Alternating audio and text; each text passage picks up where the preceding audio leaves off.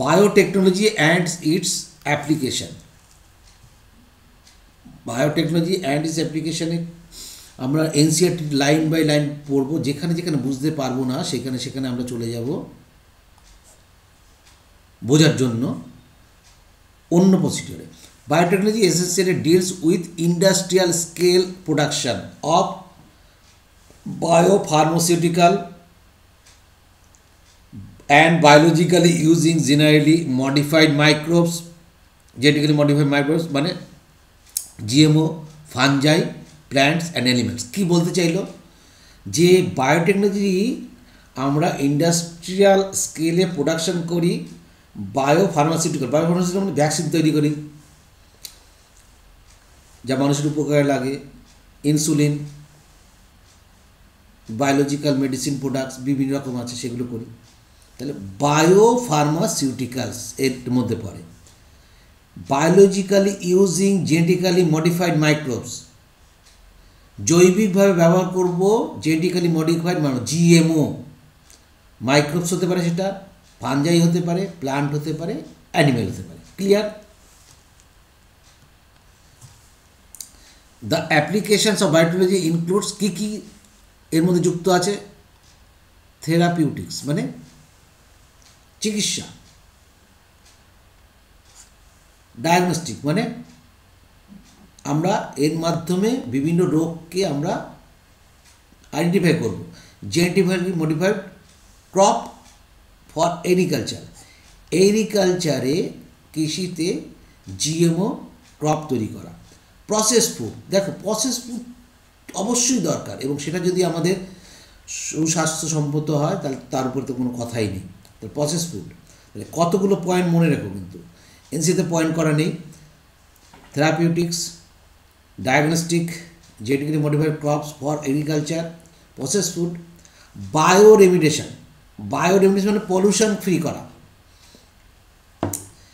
এটাকে বলা হচ্ছে the use of either naturally occurring or deliberately introduce microorganism to consume and break down environmental pollutants.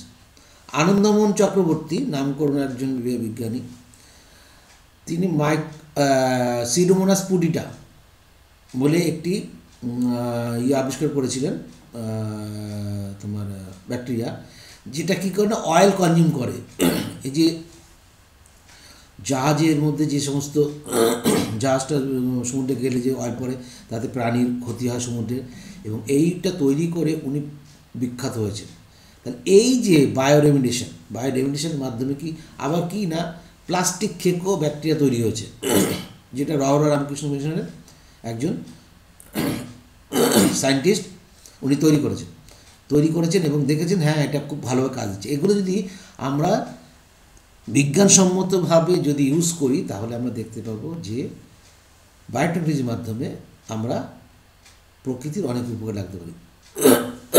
6 নম্বর কি? Waste management বা West treatment. যে সমস্ত আবর্জনা আছে সেগুলোকে ট্রিটমেন্ট করে কী করে আমরা পলিউশন ফ্রি করতে পারি, সেইগুলোকেই আমরা আবার রিইউজ করতে পারি। এনার্জি প্রোডাকশন এবং আলটিমেট সমস্ত শক্তির যে আসল কথা এনার্জি প্রোডাকশন, সেটা আমরা করতে পারি। 7টা আইটেম বায়োটেকনোলজি অ্যাপ্লিকেশন ইউজ করা হয়। 3 ক্রিটিক্যাল রিসার্চ এরিয়া, 3টে ক্রিটিক্যাল রিসার্চ এরিয়া বায়োটেকনোলজিতে আছে। প্রোভাইডিং দ্য বেস্ট ক্যাটালিস্ট, এমন এনজাইম প্রোভাইড করতে হবে যেটা কি করবে না improved organism, usually microbe or pure এনজাইমের মধ্যে পড়বে। ক্রিয়েটিং অপটিমাল কন্ডিশন, শুধু ভালো করলেই হবে না, এনজাইম বা ক্যাটালিস্ট তৈরি করলেই হবে না, কিন্তু সেই এনজাইমটা যাতে কাজ করতে পারে তার জন্য কিন্তু অপটিমাম কন্ডিশন প্রোভাইড করতে হবে, যাতে ইঞ্জিনিয়ারিং ফর দ্য ক্যাটালিস্টটা যাতে কাজ করতে পারে। নেক্সট হচ্ছে কি ডাউনস্ট্রিম প্রসেসিং, সেটা তো আমরা পড়ে এসেছি। Downstream processing technology to purify the protein and organic compound, very very important 3টে পার্ট অবশ্যই মনে রাখো। Providing best catalyst, creating optimal condition, downstream processing. Next, human beings have used biotechnology to improve the quality of human life, especially in the field of food production and health. বিশেষ করে খাদ্য তৈরি এবং স্বাস্থ্যর দিক দিয়ে সবচেয়ে বেশি উন্নতি সাধন করেছে। 1 নম্বর হচ্ছে biotechnological application in agriculture. First আমরা আসছি এগ্রিকালচারে যে উন্নতি করেছে বায়োটেকনোলজির মাধ্যমে আমরা পেয়েছি, সেই এগ্রিকালচার সম্বন্ধে আলোচনা করব। দেয়ার আর 3 অপশানস, একদম মনে রাখতে হবে কিন্তু এখানে কিন্তু বোঝার আছে জায়গা খানিকটা,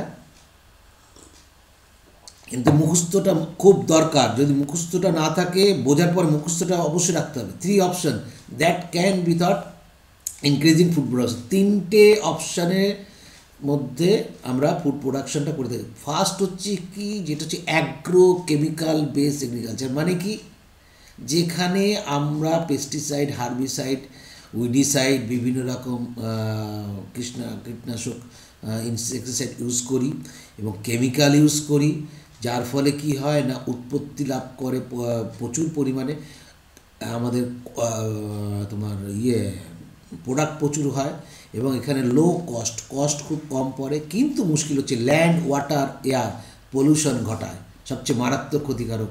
পেস্টিসাইড, হার্বিসাইড, উইডিসাইড, ইনসেক্টিসাইড বিভিন্ন ইউজ করা হয়। অতএব এটা কাম্য নয়, এটা কিন্তু কাম্য নয়। কিন্তু তবুও আমরা কিন্তু প্রথম থেকে মানে মানুষ সিভিলাইজড হওয়ার পর থেকে এটা করা শুরু করেছে। নেক্সট হচ্ছে অর্গানিক। দেখো বাজারে কিন্তু অর্গানিক বেস ফুড প্রোডাক্ট এবং নন অর্গানিক বেস ফুড প্রোডাক্টও পাওয়া যায়, কিন্তু এর দাম অনেক। অর্গানিক ফার্মে যেটা তৈরি হয় তার দাম অনেক, তোমাকে পয়সা দিতেই হবে, কারণ তারা কিন্তু এমন প্রোডাক্ট তৈরি করবে, মার্কেটে আছে এমন প্রোডাক্ট তৈরি করবে যা কোনো ক্ষতিকর নয়, একদম টেস্টেড, তারা যা বলবে তাই হবে। কিন্তু বাজার থেকে তুমি যদি ডাল কেনো, সেটা যদি তোমার কোনো রকম ক্ষতি হয়, তুমি কিন্তু কিছু করতে, তুমি জেনেই খাচ্ছ। কিন্তু যদি অর্গানিক প্রোডাক্ট থেকে তুমি কিনে খাও, তাতে যদি তোমার ক্ষতি হয়, তার জন্য কিন্তু সেই কোম্পানি দায়বদ্ধ। সেটা হতে পারে মেডিসিন, সেটা হতে পারে ফুড, সেটা হতে পারে কসমেটিক্স, সেটা যাই হোক না কেন। তাহলে অর্গানিক এগ্রিকালচার ভেরি কস্টলি হবে, ন্যাচারাল হবে, হার্মলেস এবং প্রোডাকশন খুব কম হয়। আমাদের দেশে এটা প্রোডাকশন বাড়াতে গেলে তাহলে লাস্ট যেটা দরকার, এটা আমাদের দেশে ক্রমশ বাড়ছে এগ্রিকালচার, যেমন গ্রিন ম্যানুয়ার এসব ইউজ করে, যেটা হচ্ছে genetically engineered crop based agriculture. এটা হচ্ছে সব দিকেই আমাদের সুবিধা।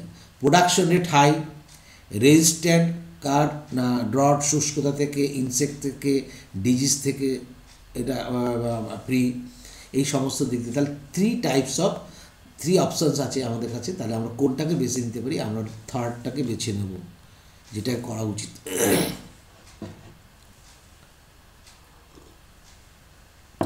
We have succeeded tripling 3 times the food supply by green revolution. Green revolution যখন ঘটেছিল, গ্রিন রেভলিউশন তোমার হচ্ছে ওয়ার্ল্ডে কে ছিলেন না, নরম্যান বরলাগ হচ্ছে ফাদার অফ গ্রিন রেভলিউশন। আর MS স্বামীনাথন, আগেই বলেছি, উনি ফাদার অফ ইন্ডিয়ার গ্রিন রেভলিউশনের জন্য।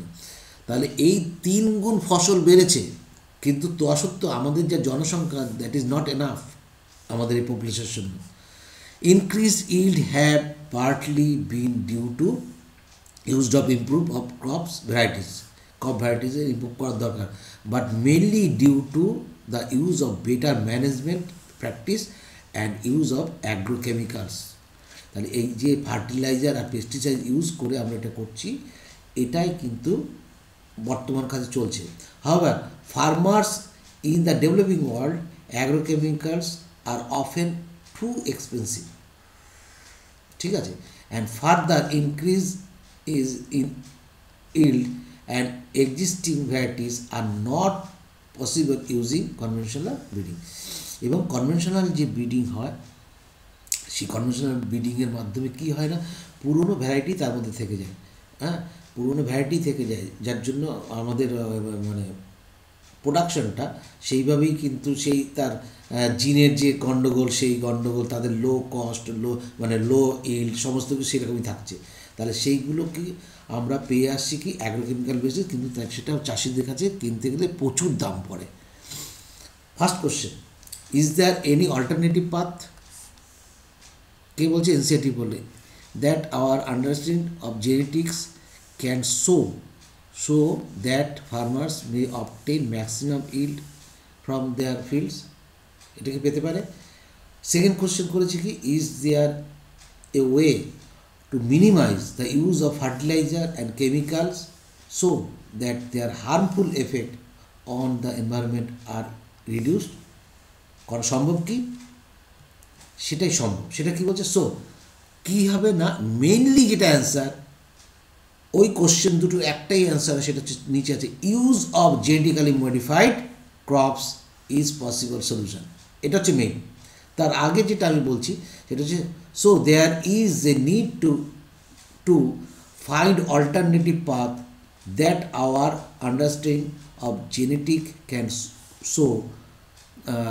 so that farmer may obtain maximum yield from their fields and to minimize their use of fertilizer and chemicals so that their harmful effect on environment can be reduced. তাহলে এগুলো করা সম্ভব। এটা কি না, জেনেটিক্যালি মডিফাইড ক্রপসের মাধ্যমে এটা সম্ভব। কী কী তাহলে ইউজ করবো, কীভাবে করতে পারি, কোন কোন জীব? Plants, bacteria, fungi, animals whose genes have been altered, তাহলে ম্যানিপুলেট করছি, বাই ম্যানিপুলেশন কল্ড জিএমও। তাহলে কোনো জীবের যদি জিনকে আমরা অল্টার করে ফেলতে পারি তাকেই বলি genetically modified organism. Genetically modified plants have been useful many ways, বিভিন্নভাবে আমাদের উপকার। জেনেটিক্যালি মডিফাইড হ্যাজ কী আছে, মেড ক্রপ মোর টলারেন্স টু অ্যাবায়োটিক স্টেজ, কি কোল্ড, শুষ্কতা, লবণাক্ত জমি, হিট, মানে প্রচণ্ড ঠান্ডাতে জেনেটিক্যালি মডিফাইড আছে তারা বেঁচে থাকতে পারে। যেমন তোমার বিভিন্ন যে স্নোফল হয়, স্নোফলে কি হয় না, এমন এমন ব্যাকটেরিয়া আছে সেগুলো ক্ষতি করে দেয়, কিন্তু আমরা যদি ওই ব্যাকটেরিয়ার মধ্যে এমন জিন প্রবেশ করিয়ে দিতে পারি যে ব্যাকটেরিয়াটা বসবে কিন্তু স্নোফলে কোনো ক্ষতি করবে না, তাই হয়েছে, সেরকম প্রোডাক্ট আমরা তৈরি করেছি। অতিরিক্ত খরাতেও মারা যাচ্ছে না, সল্টেড এরিয়া মানে লবণাক্ত মৃত্তিকাতেও তাদের কোনো অতিরিক্ত হিটে কোনো অসুবিধা হচ্ছে না।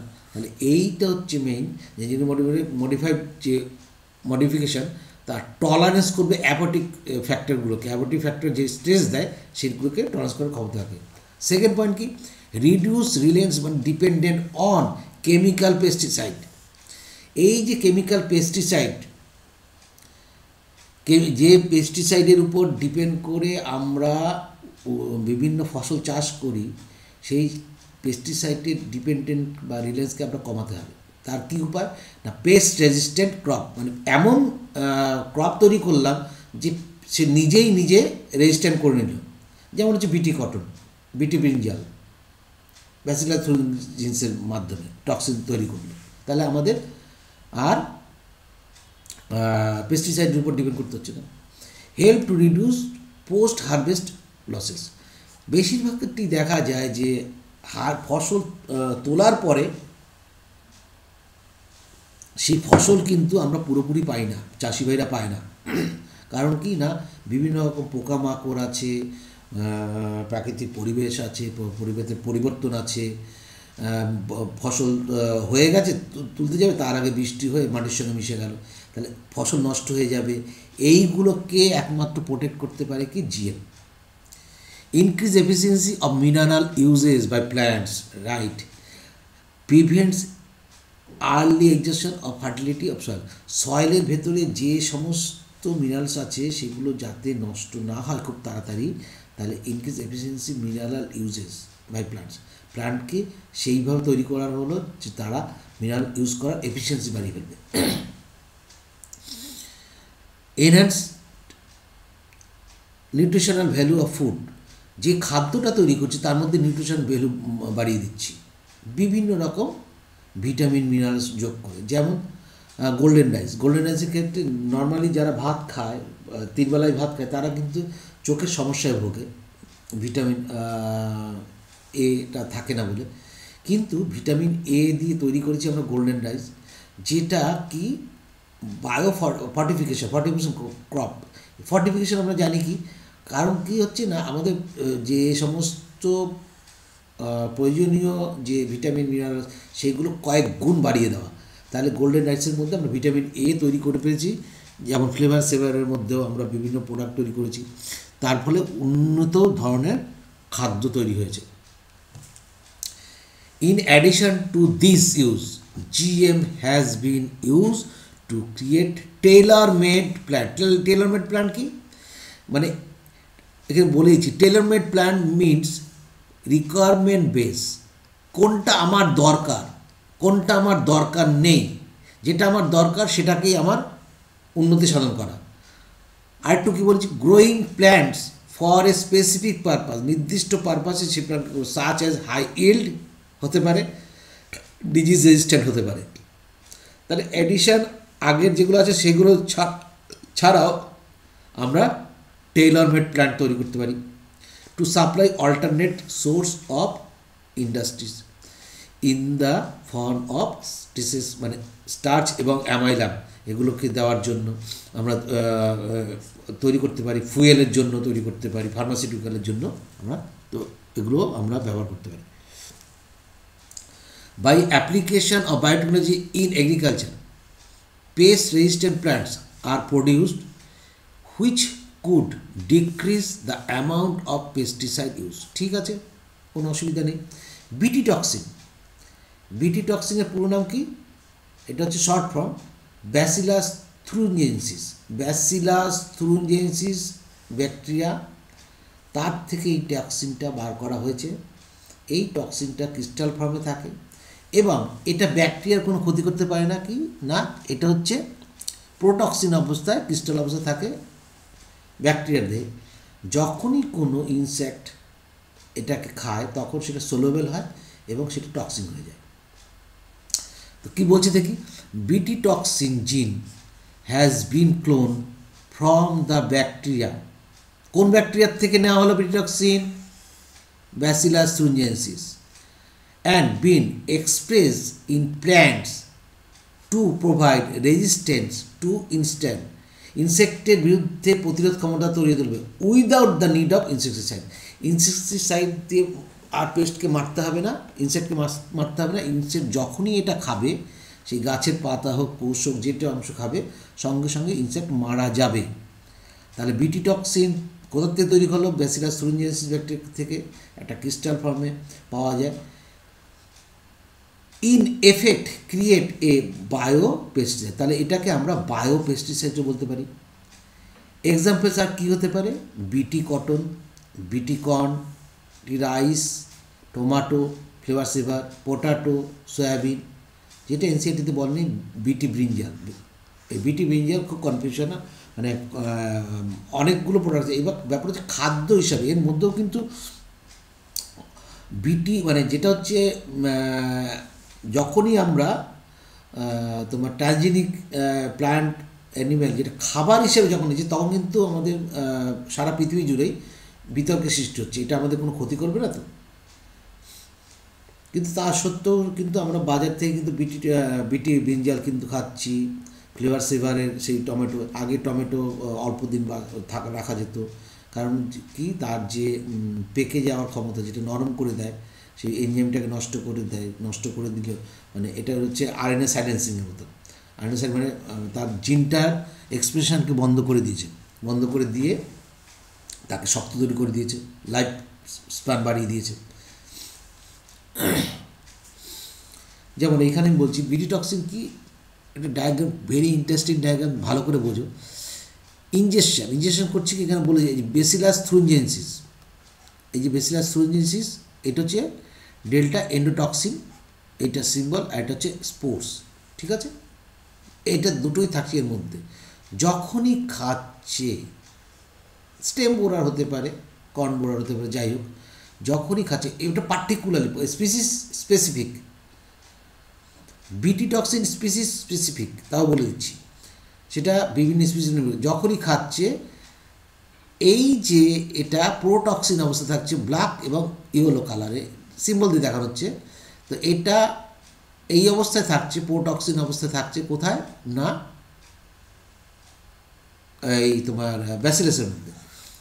যখনই এর ডাইজেস্টিভটাকে গাটে যাচ্ছে, তখন সে সলুবল হচ্ছে। প্রোটক্সিন ছিল, সেটা সলুবল হয়ে একদম অ্যাক্টিভ টক্সিনে পরিণত হলো। যে অ্যাক্টিভ টক্সিনে পরিণত হলো তখনই সে কী করলো না, এই যে রিসেপ্টরের বাইন্ডিং রিসেপ্টর আছে এইসব জায়গার থেকে ছিদ্র করে তখন সে বেরিয়ে যাচ্ছে। যেই তার গার্ডটাকে ছিদ্র করে দিচ্ছে তাহলে আর সে লার্ভাটা বাঁচতে পারবে না এবং আলটিমেটলি লার্ভাটা মারা যাচ্ছে without any chemical insecticide, larvicide use না করেই আমরা কিন্তু এটা মারতে পারছি। সেটাই এবার বিটি কটনের মধ্যে যাব। আগে ওই লার্ভাটা দেখে দিলাম। Some strain of bacillus thuringiensis, মানে অনেক স্ট্রেন আছে, তার মধ্যে একটা মানে কয়েকটা strain of bacillus thuringiensis produce proteins. আচ্ছা, এই যে প্রোডিউস করে কি, এন্ডোস্পোর। এন্ডোস্পোর মনে হয় পড়িয়েছিলাম যে কিছু ব্যাকটেরিয়া এন্ডোস্পোর তৈরি করে এবং একটা বড় আকৃতির, সেটা মনে হচ্ছে পড়িয়েছিলাম, না পড়লে তোমরা ইয়েতে পড়তে পারো, ব্যাকটেরিয়ার সময় মনে হচ্ছে সম্ভবত পড়িয়েছিলাম। সে এন্ডোস্পোর তৈরি করেছে। এই এন্ডোস্পোর যেটা তৈরি করলো, that kill certain insect such at, কাকে কাকে ভালো করে এটা পড়তে হবে, লেপিডোপ্টেরা, টোবাকো, বার্ডওয়ার্ম, আর্মিয়ন, ভালো করে মনে রাখতে হবে। তাহলে কাকে কী আটকাচ্ছে, লেপিডোপ্টেরা, কলিওপ্টেরা, ডিপটেরা, এগুলো কি অর্ডার, ইনসেক্টের একটা অর্ডার। লেপিডোপ্টেরা যার মধ্যে মথ বর্গীয় পড়ে, কোলিওপ্টেরার মধ্যে বিটেল পড়ে, আর ডিপটেরা মানে দুটো ডানা থাকে যাদের, প্লাস মস্কিটো। এই ভেরি ইম্পর্টেন্ট লাইন কিন্তু। তাহলে এই যে প্রোটিনটা যেটা মারবে, লেপিডোপ্টেরার মধ্যে কাদের মারবে, টোবাকো, বার্ডওয়ার্ম, আর হচ্ছে আর্মিওয়ার্ম। কলেপ্টেরা হচ্ছে বিটেলকে মারবে, আর ডিপটেরা হচ্ছে ফ্লাইজ এবং মস্কিটোকে মারবে। সবাইকে কিন্তু মারতে পারবে না, species specific. BT thuringiensis forms protein crystal during a particular phase. কোন ফেজে তৈরি করে, তারা একটা ফর্ম তৈরি করবে প্রোটিন ক্রিস্টাল ফর্মে, পার্টিকুলার ফেজ। আমি বলে দিয়েছি যে স্পুরিলেশন ফেজ, স্পোর তৈরি করে যখন, স্পোরিলেশন সেটা কখন তৈরি হয় না, এন্ডোস্পোর যখন হয় তার মধ্যে স্পোর তৈরি হয়, তাকে বলে স্পোরিলেশন।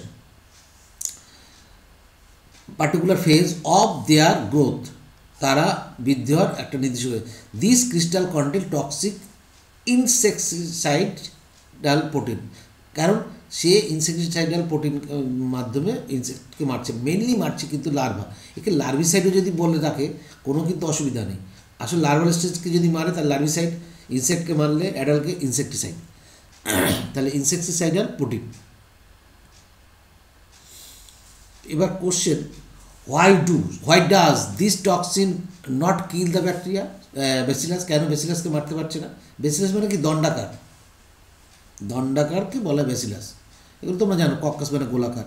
আচ্ছা, যাই হোক, এর অ্যান্সার হচ্ছে this toxin does not kill the bacillus because the BT toxin protein exist as inactive protoxin stage, যেটা হচ্ছে ইনসoluble, বাট ওয়ান্স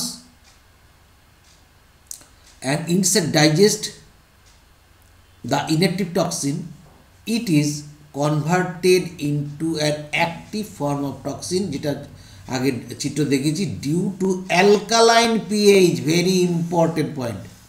দেখো, এই অ্যালকালাইন পিএইচ কখনো কিন্তু ব্যাকটেরিয়ার দেহে হয় না, যার জন্যই কিন্তু তার কিন্তু প্রোটোটক্সিনটা মেইন টক্সিনে পরিণত হয় না। তাহলে কী কারণ? মেইনলি অ্যালকালাইন পিএইচ যখন থাকবে তখনই কিন্তু প্রোটোটক্সিন অ্যাক্টিভ টক্সিনে পরিণত হয়, যেটা গাট অফ ইনসেক্টে পাওয়া যায়। Alkaline pH of gut which soluble, যেটা সলিউবিলিটি ক্রিস্টাল ফর্মটাকে সলিউবল করে ফেলে, অতএব সেটাই আসল হচ্ছে কারণ। The activated toxin binds to the surface of মিডগার্ড epithelium, যেটা আগে ডায়াগ্রামে দেখালাম, বাইন্ড করবে অ্যান্ড সেরেট পোর্স, এবং ছিদ্র তৈরি করবে, ছিঁড়ে ফেলে এবং মানে পরপর কেটে ফেলবে, অ্যান্ড কজ সেল সোয়েলিং, এবং ফুলে যাবে এবং লাইসিস করবে এবং ধ্বংস করবে, eventually cause the death of the insect, এবং আলটিমেটলি ইনসেক্টটা মারা যাবে। তাহলে এই ইনসেক্টটা মারা গেল কি, আমরা বাইরের থেকে কোনো পেস্টিসাইড কিচ্ছু করলাম না, কেমিক্যাল কোনো পেস্টিসাইড দিলাম না, তাহলে কীভাবে হলো না, এটা হচ্ছে, এটা এমন একটা আমরা রিকম্বিনেন্ট ডিএনএ টেকনোলজির থেকে এমন জিন তৈরি করলাম, যেটাকে লাইগেট করে দিলাম। তৈরি করলাম কোথার থেকে না, ব্যাসিলাস থুরিনজিয়েন্সিস থেকে। সেখানে তৈরি করে আমরা সেটা ক্লোনিং করেছি, ক্লোনিং করে সেটা ইয়ের মধ্যে ঢুকিয়ে দিয়েছি, বিটি কর্ননের গাছের মধ্যে ঢুকিয়ে দিয়েছি ওই জিনটাকে, এবং গাছ তার জিনটাকে জিনোমের মধ্যে নিয়ে নিয়েছে এবং পরপর সে এটা বিটি টক্সিন তৈরি করে ফেলেছে। অতএব এর মাধ্যমে ইনসেক্ট কিন্তু মারা গেল। এই ডায়াগ্রামটা ভেরি ইম্পর্টেন্ট ডায়াগ্রাম তোমাদের জন্য। এই যে এটা এফেক্টেড আর এটা হচ্ছে নন এফেক্টেড। এক নম্বর কটন বল। কটন বলে কি আছে, ডিস্ট্রয়েড বোল ওয়ার্ম যেটা, সেটা ডিস্ট্রয় করে দিয়েছে এটাকে এ। আর এ ফুললি ম্যাচিওর কটন বল, এটা হচ্ছে বি, এটা হচ্ছে এ। ঠিক আছে। স্পেসিফিক বিটি টক্সিন জিন ওয়ার আইসোলেটেড কোথার থেকে, ব্যাসিলাস থুরিনজিয়েন্সিস, অ্যান্ড ইনকর্পোরেট, কোথায় ইনকর্পোরেট করেছি না, several crop plant such as cotton. Clear? তাহলে ওই যে জিনটাকে নিয়েছি, তাহলে এমনি এমনি কর্পোরেট করেছি আমরা, এতক্ষণ যা পড়ে এসেছি প্রিন্সিপাল অফ বায়োটেকনোলজি তাই জিনিস ইউজ করেছি। সেইভাবে বায়োটেকনোলজির মাধ্যমে ডিএনএ রিকম্বিনেন্ট ডিএনএ তৈরি করে প্রবেশ করে দিচ্ছি। দ্য চয়েস অফ জিন ডিপেন্ডস, দেখো কোন জিন নেব সেটা ডিপেন্ডস করবে কী ধরনের ক্রপের উপর আমরা ইউজ করব। খুব important line, very very important line এটা, ভালো করে দেখো। Choice of genes depends upon the crop and the target pest. কোন ক্রপ এবং কোন পেস্টকে ব্যবহার করব। As most BT toxin are insect group specific. তার মানে কি, স্পিসিস, এটাকে বলা হয় ন্যারো স্পেকট্রাম, মানে ছোট্ট ছোট্ট গ্রুপ, স্পেসিফিক গ্রুপের উপরই কাজ করবে, তার বাইরে ওটা কাজ করতে পারবে না। সেই জন্য বারবার বলছি যে বিটি টক্সিন হচ্ছে স্পিসিস স্পেসিফিক। সেই জন্য আমাকে বাঁচতে হবে কোন ক্রপের এবং কোন পেস্টকে আমরা মারব, তার জন্য কোন জিন দরকার, সেই জিনের বিটি টক্সিন আমাদের তৈরি করে সেই ক্রপকে ক্রপের মধ্যে ইন্ট্রোডিউস করাতে হবে। এবার যে জায়গাটা দেখছি খুব ইম্পর্টেন্ট, এসছে পরীক্ষাতে, আবার 2021 আসতে পারে, অতএব এই জায়গাটায় খুব important. The toxin is coded by a gene বলছি কি, ক্রাইফাস্ট এসি জিন। ভালো করে বুঝতে হবে, ক্রাইফাস্ট এসি নেমড হচ্ছে ক্রাই জিন স্পেসিফিক। তার মানে হচ্ছে toxin is coded by a জিন। জিনটার নাম কি ভালো করে মনে রেখো, জিনটার নাম হচ্ছে ক্রাইফাস্ট এসি, এবং সংক্ষেপে আমরা বলি ক্রাই, ক্রিস্টাল থেকে এসছে। There are a number of term, for example কি আছে, ক্রাইফাস্ট এসি, ভালো করে মনে রেখো, cry first AC and cry second AB genes. Cry first AC এবং ক্রাই সেকেন্ড এবি, এরা কি করছে, the protein encoded by genes cry first AC and cry second AB control cotton bollworm. মনে রেখো কিন্তু, কটন বল ওয়ার্ম। এবার ঘটনা হচ্ছে তুমি কিভাবে মনে রাখবে, আর এটা পড়িনি তবে বলছি। আর হচ্ছে ক্রাইফাস্ট এবি, অনলি এবি, ক্রাইফাস্ট এবি একটাই, দেখো ভালো করে বোঝো, ক্রাইফাস্ট এবি একটাই, এই একটাই বোরার, ক্রন বোরার, এইটাকে মনে রাখার চেষ্টা করো। ক্রাইফাস্ট এবি কাকে কন্ট্রোল করে, ক্রন বোরার, মানে যে হচ্ছে তোমার স্টেমকে বোর করে, ছিদ্র করে। ক্লিয়ার? ক্রাইফাস্ট এবি ক্রন বোরার, এইটাকে মনে রাখতে পারলে বাকি দুটো অটোমেটিকলি মনে থাকবে, cry first AC, cry second AB, cotton bollworm. তাহলে একটাকে মনে রাখো, cry first AB, B for borer, corn borer. Clear? আর কিছু মনে রাখতে হবে না। আর তুমি জানো যে আরও দুটো আছে, দুটোর মধ্যে একটা হচ্ছে ক্রাই ফার্স্ট এসি আর একটা হচ্ছে ক্রাই সেকেন্ড এবি, সেটা কিন্তু ঠিক অন্য একটা হবে, সেটা হচ্ছে কটন বলন। ক্লিয়ার? এইভাবে মনে রাখতে হবে, ভেরি ভেরি ইম্পর্টেন্ট কিন্তু। পেস্ট রেজিস্ট্যান্ট প্ল্যান্ট, এরপরে আমরা পড়বো যে পেস্ট রেজিস্ট্যান্ট প্ল্যান্টটা কীভাবে তৈরি হচ্ছে। সেভারেল নিমাটোডস, নিমাটোডস কাদের বলে আমরা জানি, এক প্রকার কৃমি, মেইনলি নিমাটোডের মধ্যে পড়ে। প্যারাসাইট হিসেবে থাকে wide variety of plants and animals including human. ঠিক আছে, এটা আমাদের জানা আছে। এই লাইনটা এমন কিছু ইম্পর্টেন্ট নয়, কিন্তু এটাই ইম্পর্টেন্ট যে হঠাৎ প্যারাসাইটের মধ্যে প্যারাসাইট নিয়ে আমরা আলোচনা করছি কেন, কতগুলো কারণ আছে। প্যারাসাইট তারা যে ফুডটা গ্রহণ করে তারা কিন্তু সেমি ডাইজেস্টেড ফুড বা ডাইজেস্টেড ফুড গ্রহণ করে, সেই জন্য তাদের কিন্তু ডাইজেস্টিভ সিস্টেম অতটা উন্নত হয় না, ফার্স্ট ক্রাইটেরিয়া। অতএব একটা হিউম্যান বা একটা ইনসেক্ট বা যারা প্যারাসাইট নয় তাদের কিন্তু অ্যানিম্যাল, তাদের কিন্তু ডাইজেস্টিভ সিস্টেম অনেক বেশি পাকাপোক্ত। অতএব নিমাটোডের ক্ষেত্রে সেটা নয়, এটা মাথার মধ্যে ঢুকিয়ে রাখো।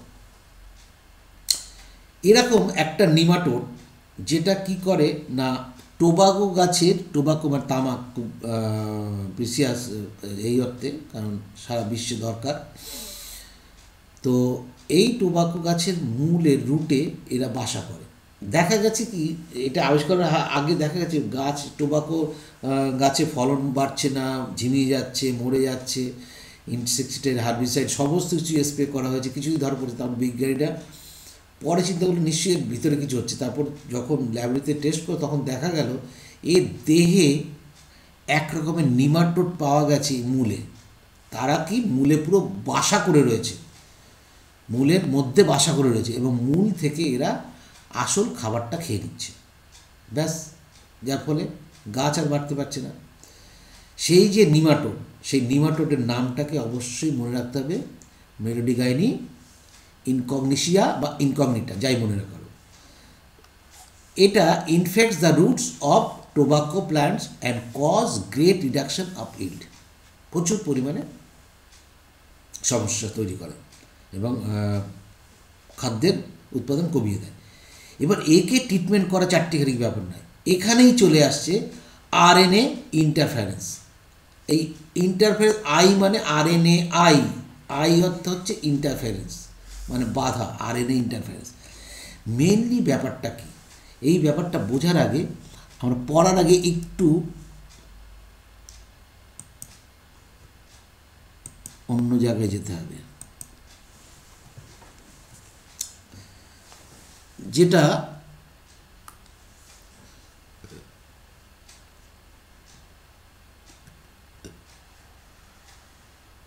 এই একটা কোষ,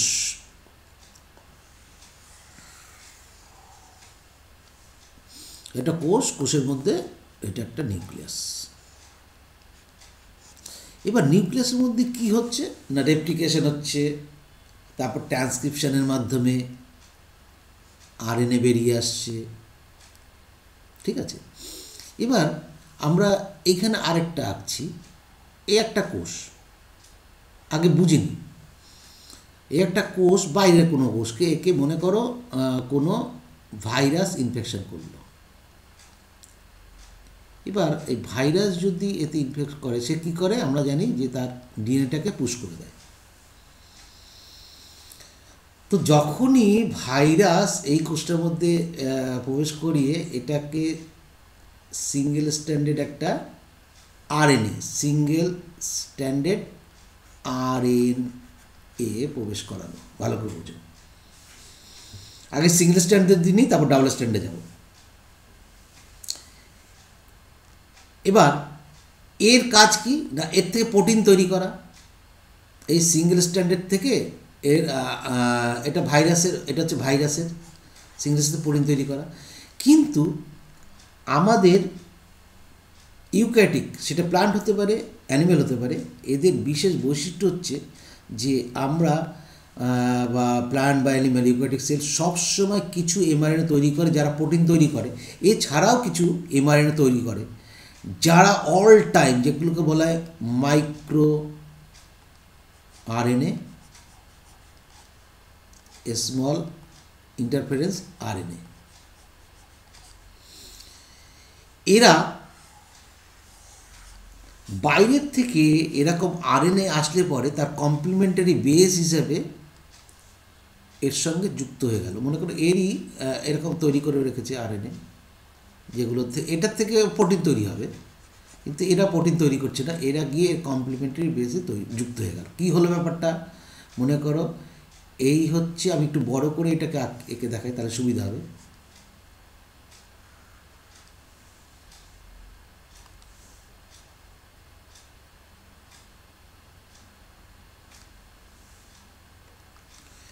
সব জায়গায় যে যুক্ত হতে পারবে তার কোনো কথা নেই।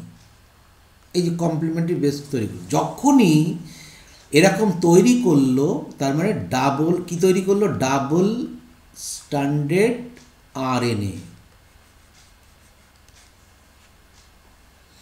এই ডাবল স্ট্যান্ডার্ড RNA যখনই দেহে তৈরি হবে, দেখো যদি সিঙ্গেল স্ট্যান্ডার্ড RNA হয় তাহলে কিন্তু এইভাবে যুক্ত করে ডাবল স্ট্যান্ডার্ড করলো, অথবা যদি ডাবল স্ট্যান্ডার্ড RNA আসে, তাও বলে দিচ্ছি, তাতেও কিন্তু ডাবল স্ট্যান্ডার্ড RNA এসছে, তার ক্ষেত্রেও কিন্তু একইভাবে কিন্তু কাট করবে। একটি বিশেষ ধরনের প্রোটিন একে কাট করে দিল, কাট করে দিয়ে একে ধ্বংস করলো, তখন এর কোনো আর ফাংশন থাকলো না। This is called RNA silencing. তো এই পদ্ধতির মাধ্যমে কিন্তু ইউক্যারিওটিক কোষে কিন্তু ডাবল স্ট্যান্ডার্ড RNA কখনো প্রবেশ করলে তাদের ধ্বংস করা যায়। তো সেইভাবে কিন্তু এই নিমাটোডকে ধ্বংস করা হয়েছে। আবার আসবো ফিরে এখানে, তার আগে আবার একটু পড়ে আসি।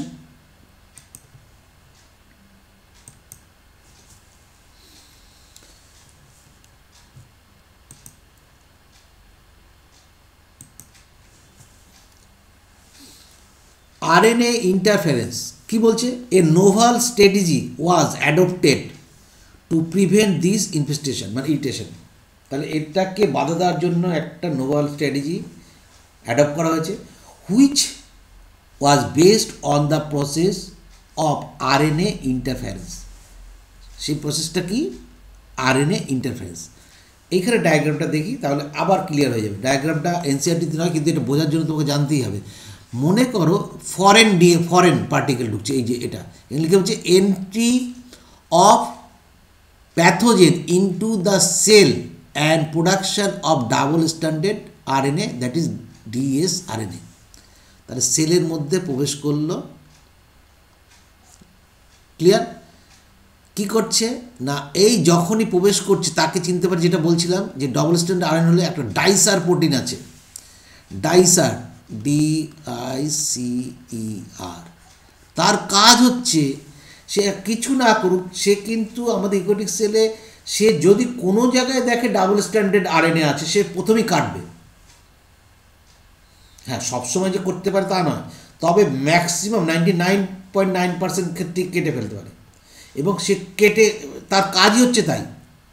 যেমন আমরা প্রোক্যারিওটিক সেলে প্রোক্যারিওটিক ক্ষেত্রে ক্ষেত্রে সেলের ক্ষেত্রে বলেছিলাম যে ওরা দু ধরনের এনজাইম, একটা রেস্ট্রিকশন এনজাইম, একটা মিথাইলেশন।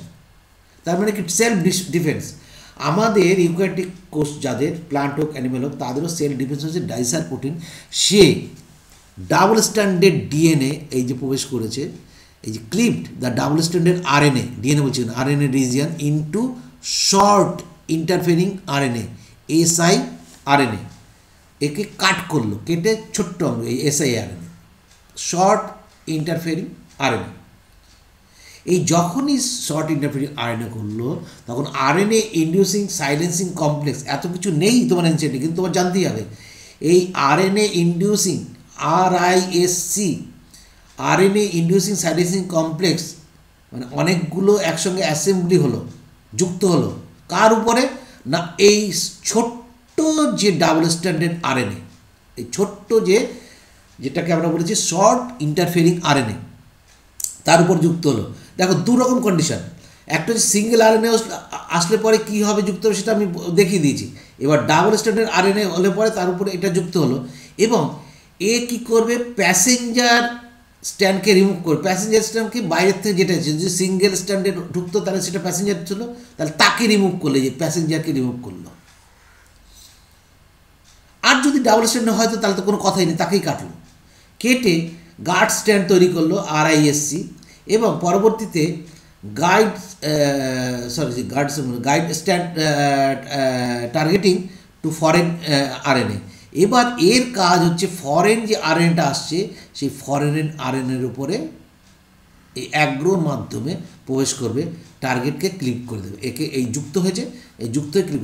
আসলে এটা কি বলবো, এটা সাইক্লিক প্রসেস, মানে একবার যদি ডাইসার এই দেখতে পায় কাটে, কি হচ্ছে ভালো করে বোঝো, এই ডবল স্ট্যান্ডার্ড RNA তৈরি হয়েছে, সেটা কাটবে, ছোট্ট খণ্ড করবে, সেটার সঙ্গে প্রোটিন যুক্ত হবে, তৈরি করবে দুটো সিঙ্গেল স্ট্যান্ডার্ড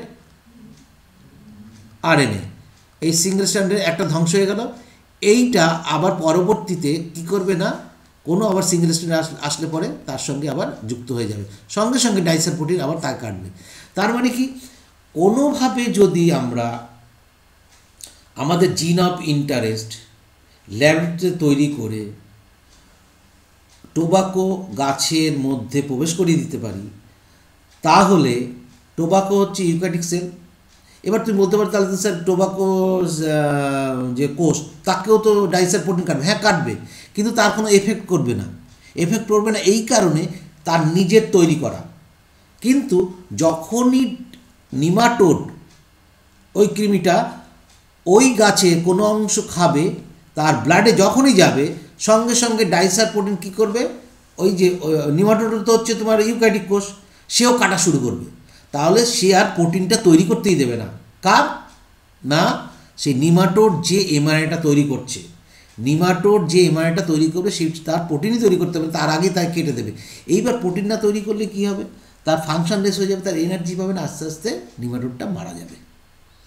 এটাই হচ্ছে RNAi সাইলেন্সিং। ঠিক আছে, এবার পড়ি, আরও ক্লিয়ার হয়ে যাবে। পরে তোমাদের আমি একটা ডায়াগ্রাম ভিডিও দেখো। RNAi takes place in all eukaryotic, যেটা বলছিলাম organism, as a method of cellular division. Clear? This method involves silencing of a specific mRNA. তাহলে একটা স্পেসিফিক mRNA যে প্রোটিন তৈরি করবে তাকে সাইলেন্স করে দিল, তাকে ইনঅ্যাক্টিভেট করলো, due to complementary double standard RNA, মানে অ্যান্টিসেন্স টেকনোলজি। আমরা যখন রেপ্লিকেশন পড়েছিলাম তখন কি পড়েছিলাম না, রেপ্লিকেশনে যে পড়েছিলাম যে দুটো স্ট্যান্ডার্ড টেমপ্লেট হিসেবে কাজ করে, এবং দুটোর থেকেই যেহেতু টেমপ্লেট কাজ করে সেজন্য একটি ডিএনএ থেকে দুটো ডিএনএ তৈরি হয়ে যায়। খুব ভালো, একটি ডিএনএ থেকে দুটো ডিএনএ তৈরি হয়, এবং সেটা সেমি কনজারভেটিভ, এটা আমাদের জানা। কিন্তু রেপ্লিকেশন আর ট্রান্সক্রিপশনে কী পড়েছিলাম না, এই যে ডিএনএটা, এটার একটা হেলিক্যাল, মানে একটা টেমপ্লেট হয়, একটা হচ্ছে কোডিং, দুটোই যদি বেরিয়ে আসে, ভালো করে বুঝবে, এই যে ডিএনএ সিঙ্গেল স্ট্যান্ডার্ড ডিএনএ, এই সিঙ্গেল স্ট্যান্ডার্ড ডিএনএ, এবার এখান থেকে যদি RNA তৈরি হয় তাহলে এটাও হয়ে গেল অ্যান্টিসেন্স, আবার এটাও তৈরি হলো, সেই জন্য বলা হচ্ছে অ্যান্টিসেন্স কমপ্লিমেন্টারি। এই ঘটনাটাই ঘটায় হচ্ছে RNAi, সেই জন্য বলছে complementary DNA, complementary double standard RNA, antisense complementary double standard RNA inhibition. ঠিক আছে, মলিকুল, এখানে আবার লাইনটা পুরোটা পড়ছি, this method includes silencing of a specific RNA due to complementary double standard RNA molecule. তাহলে দুটো RNA মলিকুল ডাবল স্ট্যান্ডার্ড তৈরি করলো, bind to and prevent translation. তাহলে পোস্ট ট্রান্সক্রিপশনাল ইভেন্ট বাধা দিলাম, জিন এক্সপ্রেশন, দেখো পোস্ট ট্রান্সক্রিপশনাল ইভেন্টকে বাধা দেওয়া হলো, এবং কি ট্রান্সলেশন করতে হলো না, ট্রান্সলেশন করতে পারলো না, করতে দিলাম না, কারণ প্রোটিন তৈরি করতে দিলাম না, সেজন্য binds to and prevent translation of the mRNA, that is silencing. তাহলে mRNA আমরা কী করলাম, পোস্ট ট্রান্সক্রিপশনাল ইভেন্টকে বন্ধ করে দিলাম, ট্রান্সলেশন হতে দিলাম না, প্রোটিন তৈরি করতে দিলাম না, mRNA-কে সাইলেন্স করে রাখলাম। তারপরে কী হবে না, প্রোটিন না তৈরি হতে পারলে তাহলে যে জীবের থেকে এই mRNA-টা তৈরি হচ্ছে সে আস্তে আস্তে মারা যাবে। নেক্সট লাইন কী বলছে, দেখো এনসিআরটির লাইনে কিন্তু সব কিছু বলা আছে, কিন্তু সব ভেতরে ঢোকানো ঢোকানো কথা, অর্থাৎ তোমাকে বুঝে নিতে হবে, মেইন ব্যাপারটাকে বোঝো। The source of this complementary RNA could be form an infection by viruses having RNA genome and mobile genomic elements, that is jumping gene. আচ্ছা, জাম্পিং জিন বা ট্রান্সফিউশনও বলা হয় মোবাইল জিনোমিক এলিমেন্ট। কেন না, এদের কোনো কিন্তু পার্টিকুলার লোকাস থাকে না। কিছু কিছু জিন আছে তাদের পার্টিকুলার লোকাস থাকে না, তারা এক লোকাস থেকে আরেক লোকাস যেতে পারে, সেই জন্য তাকে জাম্পিং জিন বলা হয়, ট্রান্সপোজন বলা হয়, বা মোবাইল জেনেটিক এলিমেন্টস বলা হয়। And that replicates via an RNA intermediate. Clear? আবার বলছিলেন না বুঝতে বলে দেখো, the source of this complementary RNA could be form, এই কমপ্লিমেন্টারি তৈরি হওয়া সম্ভব, ফর্ম ইনফেকশাস ও ভাইরাস যদি ইনফেকশন তখন হয়, having RNA genome or mobile. তাহলে আরএনএ জিনোমের জন্য হবে, মানে যখন ভাইরাস আক্রমণ করবে তখন হতে পারে, আর হচ্ছে মোবাইল জিনের জন্য জেনেটিক মানে জাম্পিং জিনের জন্য হতে পারে। That's replicates at via and mRNA intermediate. Using agrobacterium, আমরা ইউজিং অ্যাগ্রোব্যাকটেরিয়াম ভেক্টর হিসেবে ব্যবহার করব। Nematode specific genes were introduce into the host. তাহলে এই যে নিমাটোডের জন্য স্পেসিফিক জিন, সেটাকে অ্যাগ্রোব্যাকটেরিয়ামের মধ্যে আমরা প্রবেশ করাবো এবং হোস্ট প্ল্যান্টের মধ্যে সেটা প্রবেশ করিয়ে দেবো। হোস্ট প্ল্যান্ট এখানে কি? Tobacco plants. ভালো করে বোঝো কি বলছে। Using agrobacterium tumefaciens vectors nematode specific genes. কোন স্পেসিফিক জিন্স? যে স্পেসিফিক জিন্স কী করবে না, নির্দিষ্ট এমআরএনএ তৈরি করতে পারবে, যে তাকে সাইলেন্স করতে পারবে, সেই genes were introduce into host plant, মানে টোবাকোর মধ্যে প্রবেশ করাবো। The introduction of DNA was such that it produce both sense and antisense RNA in host plants. ঠিক আছে, তাহলে এই ডিএনএটা সেন্স এবং অ্যান্টিসেন্স দুটোই তৈরি করবে, কারণ আগে কিন্তু নর্মালি সেটা করে না। This two RNA being complementary to each other, তাহলে অ্যান্টিসেন্স থেকে একটা আরএনএ হবে আর সেন্স থেকে একটা আরএনএ হবে, দুটো একের অপরের পরিপূরক হবে এবং তারা কমপ্লিমেন্টারি হবে এবং কী করবে, ডাবল স্ট্যান্ডার্ড আরএনএ। যেই তৈরি করলো ডাবল স্ট্যান্ডার্ড আরএনএ, ইউক্যারিওটিক কোর্সে যেই ডাবল স্ট্যান্ডার্ড আরএনএ চিনতে পারলো, অন্য কেউ চিনতে না পারো, ডাইসার কী করলো, সঙ্গে কাটা শুরু করলো। ওর কাজই হচ্ছে কাটা, ও কিন্তু অন্য কিছু চিনবে না, ওর কাজই হচ্ছে কেটে দেওয়া, কারণ এভাবেই তৈরি করা ঈশ্বরের দান বলা যেতে পারে, মানে বিজ্ঞানে ঈশ্বরের দান। That initiate RNA interference and thus silence the specific RNA of the nematode. কী করে সাইলেন্স করলো না, একদম তাকে কেটে দিল। ডাইসার প্রোটিনের কথাটা তো কিচ্ছু বলা হলো না, তাহলে তোমাকে কিন্তু ওগুলো মনে রাখতে হবে যেগুলো পড়িয়েছি। The consequence was that the parasite could not survive. কেন সার্ভাইভ করতে পারলো না?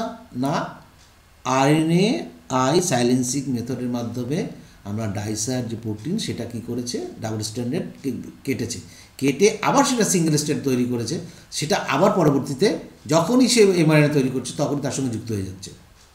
এটা রিপিটেড সাইকেল হবে।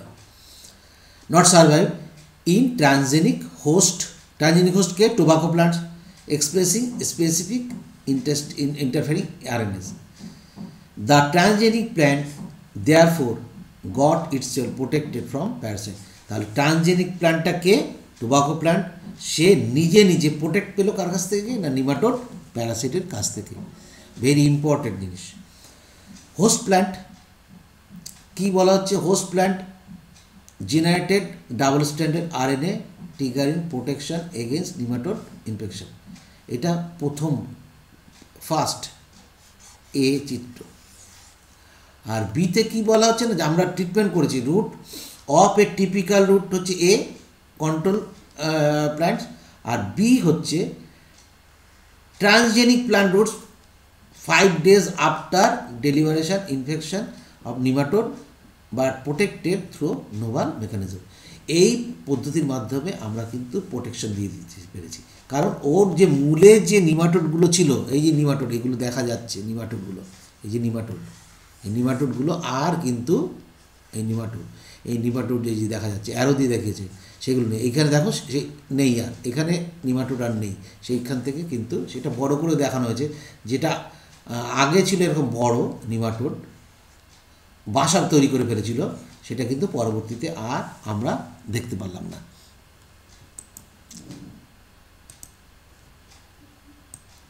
পরের দিন আমরা শুরু করব এখান থেকে। এখানে ধাতস্থ হওয়ার দরকার আছে, কারণ এই চ্যাপ্টারগুলো